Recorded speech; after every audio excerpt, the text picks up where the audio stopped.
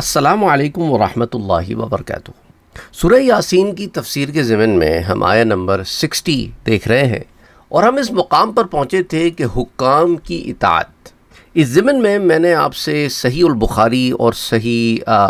سنن ابی داود اور سنن النسائی ان میں آنے والی ایک روایت مختصراً ذکر کی تھی، جس کو حضرت علی کرم اللہ وجہہ نے روایت کیا ہے کہ حضور اکرم صلی اللہ علیہ وآلہ وسلم نے ایک لشکر روانہ کیا اور اس پر ایک انصاری کو امیر بنا دیا اور مسلمانوں سے فرمایا کہ تم اس کے حکم کو سننا اور اس کی اطاعت کرنا۔ وہ لوگوں کی کسی بات سے غضبناک ہو گئے وہ امیر، تو انہوں نے لوگوں کو حکم دیا کہ وہ لکڑیاں جمع کریں، سو لوگوں نے لکڑیاں جمع کی۔ پھر حکم دیا کہ آگ جلاؤ، سو لوگوں نے آگ جلائی۔ پھر کہا کیا رسول اکرم صلی اللہ علیہ وآلہ وسلم نے یہ نہیں فرمایا تھا کہ تم میرا حکم سننا اور میری اطاعت کرنا؟ مسلمانوں نے کہا کیوں نہیں؟ تو امیر نے کہا کہ سو اب تم سب اس آگ میں داخل ہو جاؤ۔ پھر مسلمانوں نے ایک دوسرے کی طرف دیکھا اور کہا کہ ہم آگ سے بھاگ کر ہی تو حضور کے دین میں آئے ہیں کہ جہنم کی آگ کا ایندھن نہ بنے۔ وہ اسی طرح کھڑے رہے حتیٰ کہ اس کا غضب ٹھنڈا ہو گیا اور آگ بجھ گئی۔ جب مسلمانوں نے حضور اکرم صلی اللہ علیہ وآلہ وسلم سے اس واقعے کا ذکر کیا تو آپ نے فرمایا اگر وہ اس آگ میں داخل ہو جاتے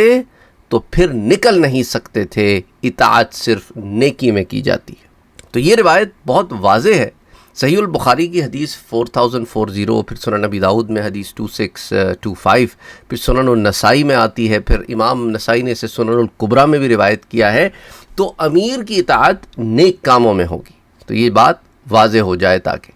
اچھا اسی طرح جو ہے آپ سے ایک اور بات بھی میں ذکر کرتا چلوں، کیونکہ اس آیہ مبارکہ میں ہم اس بات کو ڈسکس کر رہے ہیں کہ اللہ سبحانہ وتعالی بنی آدم کو، آدم کی اولاد کو اس بات کی طرف نشاندہی فرما رہا ہے کہ کیا تم اپنا وہ عہد بھول گئے ہو جو تم نے مجھ سے کیا تھا؟ کیا تم نے عہد نہیں کیا تھا کہ تم شیطان کی عبادت نہیں کرو گے؟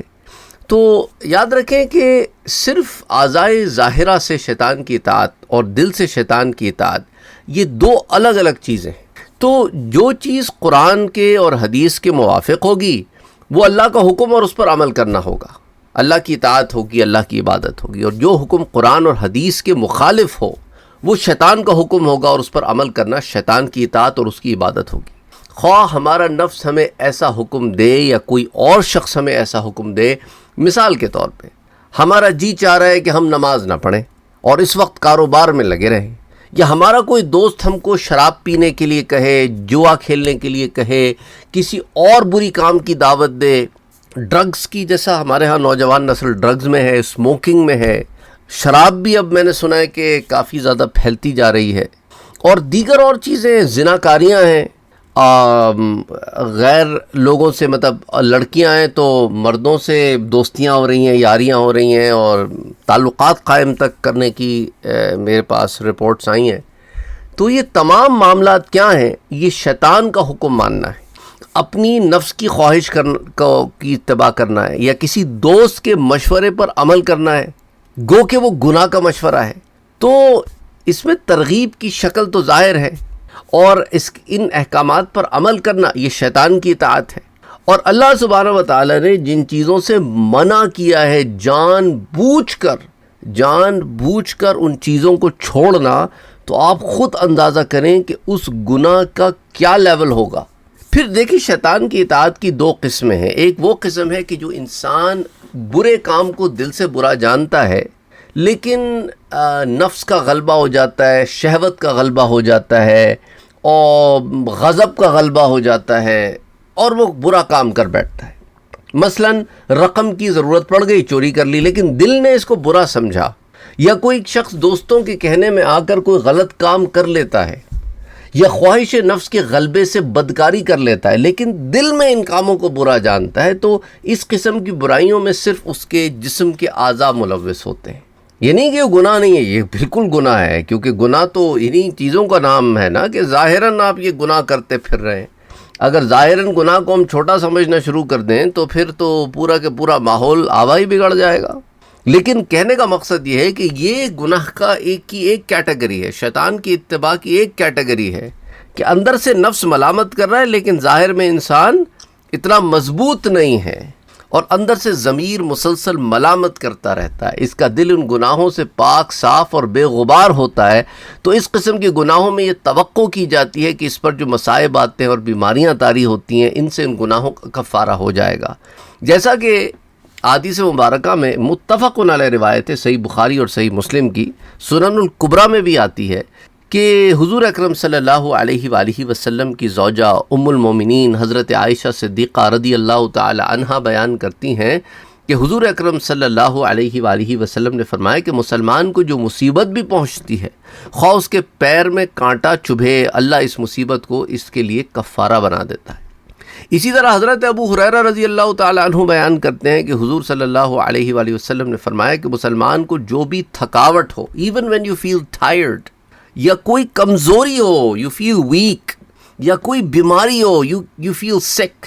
یا کوئی فکر ہو، کوئی پریشانی ہو، you feel stressed out, you feel over, یا کوئی تکلیف ہو، کوئی غم ہو، حتیٰ کہ اس کو کوئی کانٹا بھی چبھے تو اس سے اللہ اس کے گناہوں کا کفارہ بنا دیتا ہے۔ یعنی لک ایٹ اٹ، صرف ایمان کی بدولت سے آپ کی یہ چیزیں جو روزمرہ زندگی میں انسان کی زندگی کے ساتھ لگی ہوئی ہیں نا، یہ ہمارے گناہوں کا کفارہ بنتی جاتی ہیں۔ صحیح البخاری صحیح مسلم کی متفق علیہ روایت ہے، بخاری میں حدیث 5641، مسلم میں حدیث 2573۔ تو اب آپ اس سے اندازہ کریں کہ وہ لوگ جو کسی بھی مشکل، کسی بھی پریشانی، کسی بھی غم میں مسلسل گھرے رہتے ہیں، وہ سوچیں کہ اچھا پھر لوگ آج کل کیا ہوتا ہے کہ وہ کہتے ہیں یار اتنی پریشانی، اتنی تنگی، اتنی مصیبت آ گئی ہے کہ چلو وہ اپنی جان ہی لے لیتے ہیں، معاذ اللہ، استغفر اللہ العظیم۔ یعنی اللہ سبحانہ وتعالیٰ ان کے گناہوں کا کفارہ بنا رہا ہے ان چیزوں کو، اور وہ اور بہت بڑا گناہ کر کے جہنم کی طرف چل پڑتے ہیں۔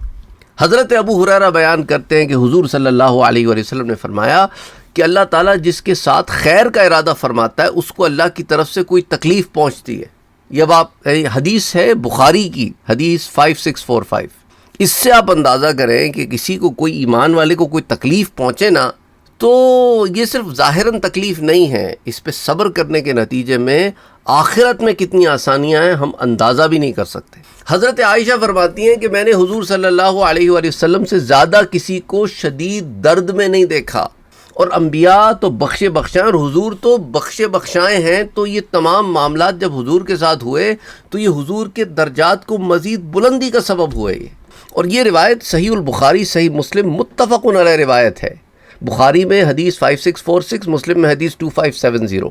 پھر سنن الکبریٰ میں امام نسائی نے بھی اسے روایت کیا، اور سنن ابن ماجہ میں امام ابن ماجہ نے بھی اسے روایت کیا ہے۔ پھر حضرت عبداللہ رضی اللہ تعالیٰ عنہ، یعنی حضرت عبداللہ ابن مسعود رضی اللہ تعالیٰ عنہ بیان کرتے ہیں، یاد رکھیں حدیث کی کتابوں میں نا اگر صرف عبداللہ لکھا ہو کہ حضرت عبداللہ بیان کرتے ہیں تو اس سے مراد حضرت عبداللہ ابن مسعود ہوں گے، یاد رکھیں حدیث کی کتابوں میں۔ اور اگر ابن عمر ہو تو عبداللہ ابن عمر مراد ہوں گے، اور ابن عمر ہو تو عبداللہ ابن عمر مراد ہوں گے، ابن زبیر ہو تو عبداللہ ابن زبیر مراد ہوں گے، ابن عباس ہو تو عبداللہ ابن عباس مراد ہوں گے۔ یہ یاد رکھیے گا۔ حضور اکرم صلی اللہ علیہ وآلہ وسلم کے پاس آپ کی بیماری میں حضرت عبداللہ ابن مسعود رضی اللہ تعالیٰ عنہ گئے، کہتے ہیں اس وقت آپ کو بہت تیز بخار تھا، تو حضرت عبداللہ ابن مسعود رضی اللہ تعالیٰ عنہ کہتے ہیں میں نے کہا کہ آپ صلی اللہ علیہ وآلہ وسلم کو تو بہت تیز بخار ہو رہا ہے، اور بے شک آپ کو اس سے دوہرا اجر ملے گا۔ آپ صلی اللہ علیہ وآلہ وسلم نے فرمایا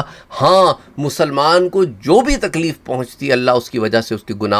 گناہ جو ہے وہ اس طرح ساقط کر دیتا ہے، اس طرح ریموو کر دیتا ہے جس طرح درخت سے پتے جھڑتے ہیں۔ اور یہ بھی متفق علیہ روایت ہے، بخاری شریف حدیث 5647، مسلم شریف حدیث 2571۔ ان احادیث مبارکہ کی بنیاد پر علماء یہ کہتے ہیں کہ جس شخص کے اعضائے ظاہرہ کسی گناہ میں ملوث ہو جائیں اور اس کا دل اور ضمیر اس کو اس گناہ پر ملامت کرتا ہو تو اس کا نفس لوامہ ہے، اور یہ توقع کی جانی چاہیے کہ اس پر جو مصائب اور آلام آئیں گے اور جو بیماریاں آئیں گی اس سے اس کے ان گناہوں کا کفارہ ہو جائے گا۔ اور جس شخص کا دل کسی برے کام یا گناہ کرنے کے بعد خوش ہوتا ہو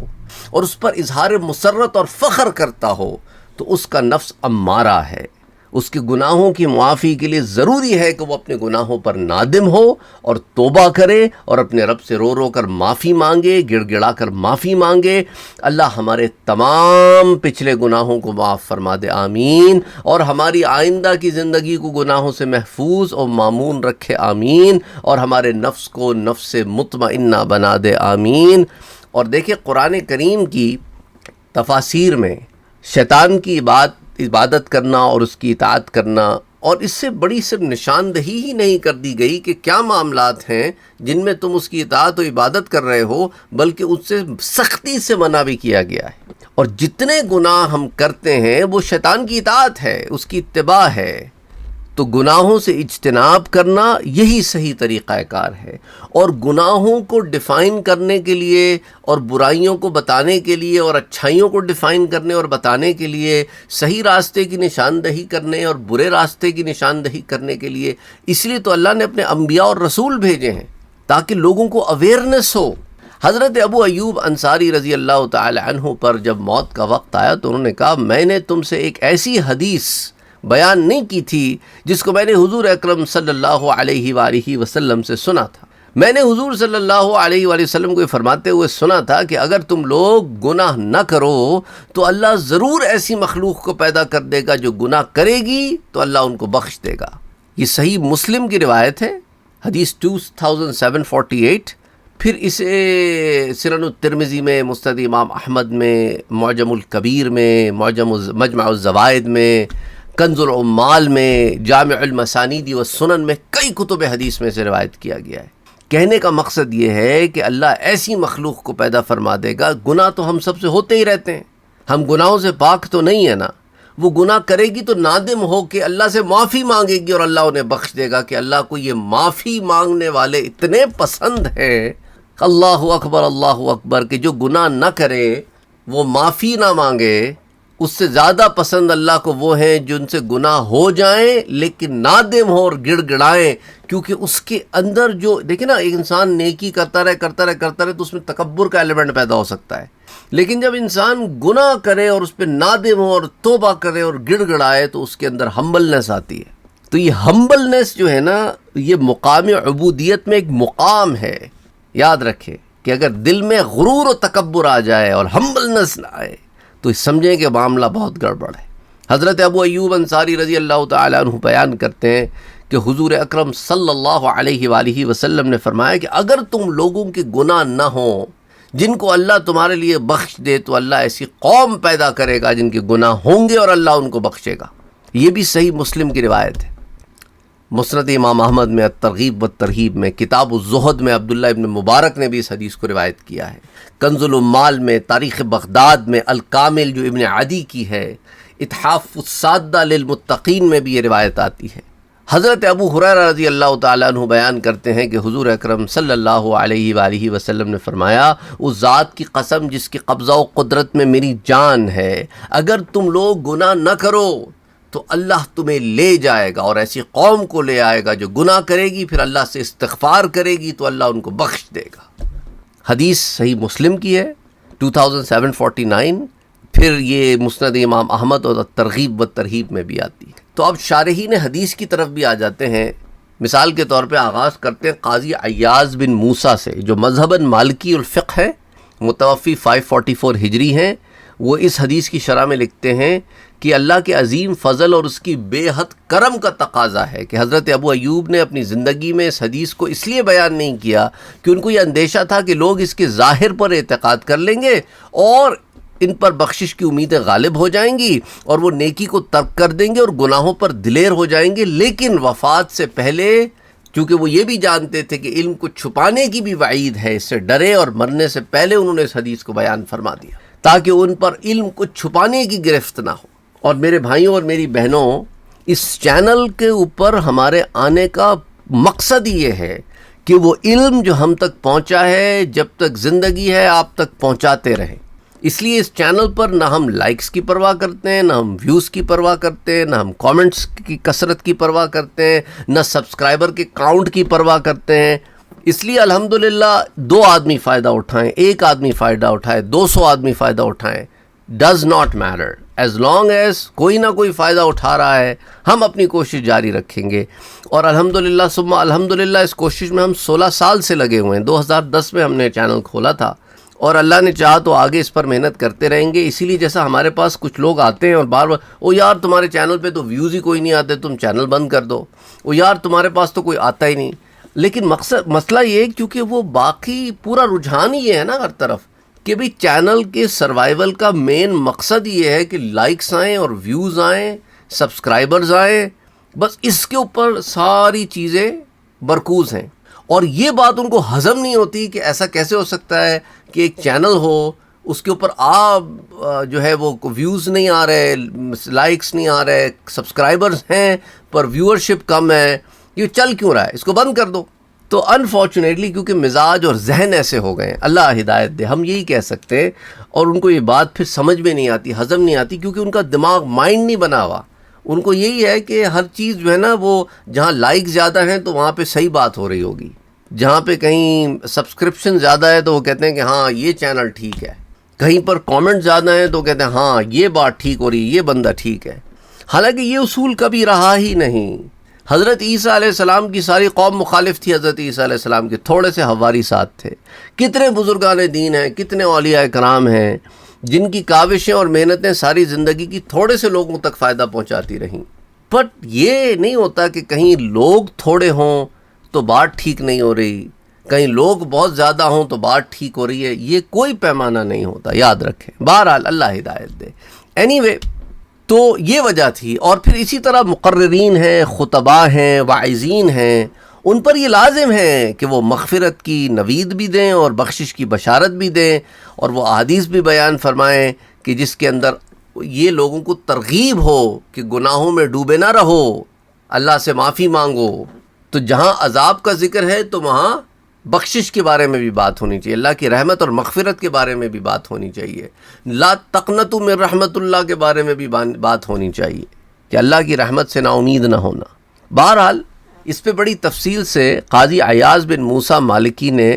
اکمال المعلم بفوائد مسلم کی جلد 8 صفحہ 247-248 پر بات کی ہے. اسی طرح علامہ محمد بن خلیفہ الوشتانی, یہ بھی مالکی الفقہ ہیں, متوفی 862 ہجری کے ہیں, 828 ہجری کے بلکہ. وہ قاضی عیاض کی عبارت کو نقل کرنے کے بعد لکھتے ہیں کہ ابو سلیمان الدارانی پر جب موت کا وقت آیا تو میں نے اللہ کی رحمت اور عفو و کرم کی حدیثیں سنائی, اور ان سے کہا گیا کہ اب تم بخشنے والے مہربان کی بارگاہ میں حاضر ہونے کے لیے آگے بڑھو. تو انہوں نے کہا تم یوں نہیں کہتے کہ اس کے پاس جانے کی تیاری کرو جو سخت سزا دینے والا ہے اور گناہ کبیرہ پر عذاب دیتا ہے اور گناہ صغیرہ پر گرفت فرماتا ہے. یہ ان کا حال ہے جن پر خوف خدا کا غلبہ ہو, یعنی جن پر خوف خدا کا غلبہ ہو وہ پھر اس طرح سوچتے ہیں. یہ اپنا اپنا تھاٹ پروسیس ہے,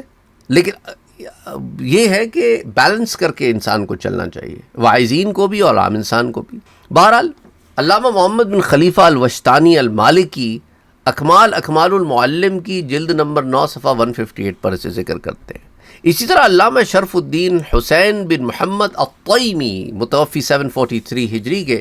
اس حدیث کی شرح میں لکھتے ہیں کہ اس حدیث کا یہ معنی نہیں ہے کہ جو لوگ گناہوں میں ڈوبے ہوئے ہیں ان کو ان کے حال پر برقرار رکھا گیا اور ان کی تحسین کی گئی, ان کو پریس کیا گیا. نہیں, کیونکہ دیکھیں انبیاء علیہم السلام کو صرف اس لیے بھیجا گیا کہ وہ لوگوں کو گناہوں سے روکیں. اس حدیث کا مقصد یہ ہے کہ اللہ رحیم ہے, اللہ غفور ہے. جب بندہ اپنے گناہوں پر توبہ کرے تو اللہ معاف فرمانے والا ہے. تو اس لیے فتنوں میں مبتلا نہیں رہنا چاہیے, گناہوں سے بچنا چاہیے, گناہ ہو جائیں تو توبہ کرنی چاہیے. یہ اصل میں معاملہ ہے جو اس حدیث میں بیان فرمایا گیا ہے. اس لیے حضور اکرم صلی اللہ علیہ وآلہ وسلم کی ایک حدیث مبارکہ ہے کہ اگر تم فرشتوں کی جبلت اور ان کی فطرت پر ہوتے, اگر تم فرشتوں جیسے ہوتے اور تم سے گناہوں کا صدور ممتنع ہوتا ہی نہیں, تم سے گناہ ہی نہیں ہوتے, ہو ہی نہیں سکتے تھے, تو پھر اللہ ایسے لوگوں کو پیدا کر دیتا جو گناہ کرتے, اس پہ نادم ہوتے, اللہ سے معافی مانگتے, وہ انہیں معاف کرتا کیونکہ وہ غفار ہے. اور اس کا تقاضا یہ ہے کہ کسی کی مغفرت کی جائے, جیسے اس کے رزاق ہونے کا تقاضا یہ ہے کہ کسی کو رزق دیا جائے. یعنی تم اللہ کی اس صفت کو جو غفار ہے, جو غفور ہے, اس کو تم اپیل ہی نہیں کر رہے. اس لیے دیکھو نا اللہ قرآن میں کیا فرماتا ہے کہ ان اللہ یحب التوابین و یحب المتطہرین، اللہ توبہ کرنے والوں سے محبت کرتا ہے اور پاکیزہ رہنے والوں سے محبت کرتا ہے، اور اللہ کی اس محبت کا ظہور اس وقت ہوگا جب توبہ کرنے والے ہوں۔ بہرحال اس تفصیل کو علامہ شرف الدین حسینی بن محمد الطیمی الکاشف عن حقائق السنن کی جلد نمبر 9 صفحہ نمبر 98 پر بیان کرتے ہیں۔ اور اسی طرح حضرت عائشہ صدیقہ رضی اللہ تعالی عنہ بیان کرتی ہیں کہ حضور اکرم صلی اللہ علیہ وآلہ وسلم نے فرمایا کہ جب بندہ اپنے گناہ کا اعتراف کرتا ہے پھر توبہ کرتا ہے تو اللہ اس کی توبہ قبول فرما لیتا ہے۔ صحیح البخاری اور صحیح مسلم متفق علیہ روایت ہے یہ۔ اور حضرت ابو موسیٰ رضی اللہ تعالی عنہ بیان کرتے ہیں کہ حضور اکرم صلی اللہ علیہ وآلہ وسلم نے فرمایا کہ اللہ رات کو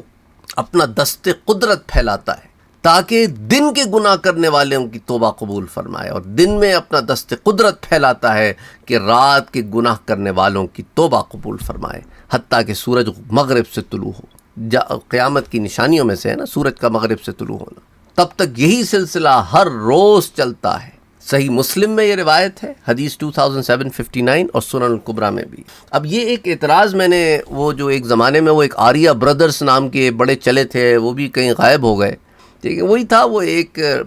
پلانٹڈ لوگ تھے، وہ بڑا شور کرتے تھے کہ اچھا پھر رات کو اگر اللہ معاف کرتا ہے تو پھر دن کو کہاں جاتا ہے؟ استغفر اللہ العظیم۔ اللہ اگر اچھا آسمان دنیا کی طرف نزول فرماتا ہے رات کو تو پھر دن میں،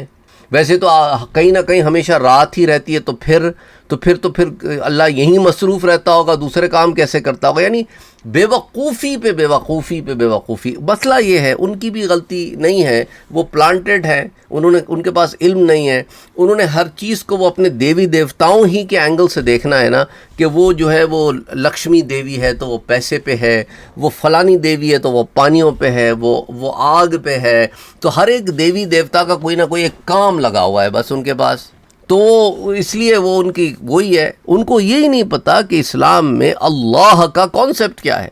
اللہ ہے کون؟ اللہ بے نیاز ہے، اللہ الصمد، ہمیں اس کی ضرورت ہے، اس کو کسی کی ضرورت نہیں ہے، اس کا کوئی ہمسر، کوئی شریک نہیں ہے، نہ وہ کسی کا باپ ہے نہ اس کا کوئی بیٹا ہے، وہ احد ہے، وہ واحد ہے، اس کا کوئی شریک نہیں ہے، وہ سارے کام اس کے لیے کوئی مسئلے کی بات نہیں ہے۔ اس نے قرآن میں بڑا واضح کہہ دیا کہ تم کیا سمجھتے ہو، تمہیں تخلیق کرنا کوئی زیادہ کمپلیکیٹڈ میٹر ہے یا آسمانوں کا کریٹ کرنا؟ لیکن اللہ سبحانہ و تعالیٰ کے لیے ان میں سے کوئی چیز جو ہے وہ ہے ہی نہیں، کوئی چیز اس کے لیے، کیونکہ اس کے لیے ہر شے کن فیکون ہے، ہو جاتی ہے۔ سمجھ آ رہی ہے بات آپ کو؟ لیکن انفارچونیٹلی جب لوگ ان باتوں کو نہیں سمجھتے تو پھر اس طرح کی بونگیاں مارتے ہیں۔ تو اللہ سبحانہ و تعالیٰ کی رحمت تو سارا وقت سارے جہان کو ڈھانپے ہوئے ہے، رات میں بھی اور دن میں بھی، تم جب چاہے اس کے حضور جاؤ، معافی مانگو، وہ معاف کرنے والا ہے۔ حضرت انس رضی اللہ تعالیٰ عنہ بیان کرتے ہیں کہ حضور صلی اللہ علیہ وآلہ وسلم نے فرمایا کہ اللہ کو اپنے بندے کی توبہ کرنے سے اس سے زیادہ خوشی ہوتی ہے جتنی تم میں سے کسی ایک کو اس وقت خوشی ہو جب جنگل کی زمین میں تمہاری اونٹنی بھاگ جائے جس پہ تمہارے کھانے پینے کا سارا سامان ہو، اور اس کے ملنے سے تم مایوس ہو کر ایک درخت کے سائے میں سر رکھ کر سو جاؤ، اور اسی مایوسی کی حالت میں ہو تم کہ اچانک وہ اونٹنی تمہارے سامنے آ کے کھڑی ہو جائے اور اس کی مہار پکڑ کر خوشی کی شدت سے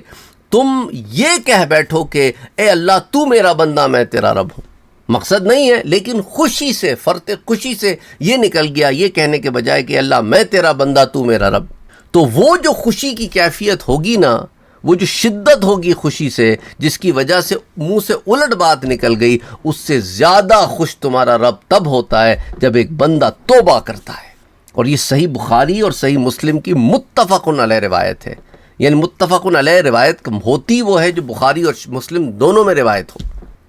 صحیح درجہ حدیث کی روایات میں سب سے اعلیٰ کیٹیگری یہی ہوتی ہے جسے دونوں نے شیخین نے روایت کیا ہو۔ صحیح مسلم میں حدیث 2747 اور صحیح بخاری میں حدیث 6309۔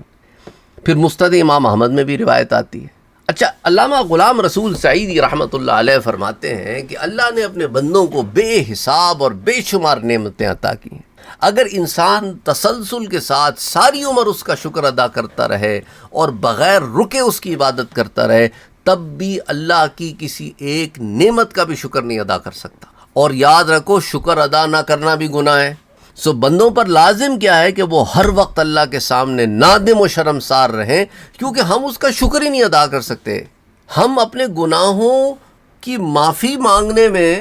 اور اللہ کا شکر ادا کرنے میں، ان دونوں سچویشن میں بھی اگر 100% سارا 24/7 لگے رہیں تو بھی ہم اس کا حق ادا نہیں کر سکتے، کسی ایک چیز کا بھی۔ تو سوچو ہماری کیفیت کیا ہونی چاہیے اور ہم کتنے اکڑتے پھرتے ہیں۔ بہرحال انشاءاللہ تعالی ابھی اس آیہ مبارکہ کی تفسیر جاری ہے، لیکن اس میں اور کیونکہ اس میں سے اتنے نکات نکلتے ہیں نا میرے بھائیوں اور میری بہنوں، اس لیے ایک درس اس پر میں آپ کو دے چکا ہوں۔ آج کا ایک درس بھی میں نے آپ کو اسی آیت پہ دیا ہے، اور انشاءاللہ میں سمجھتا ہوں کہ اس آیت میں ابھی بھی کئی نکات رہ گئے ہیں جن پر ہمیں بات کرنی ضروری ہے، اس لیے پھر ہم ان نکات کے اوپر پھر اگلے درس میں بات کریں گے۔ وما علینا الا البلاغ۔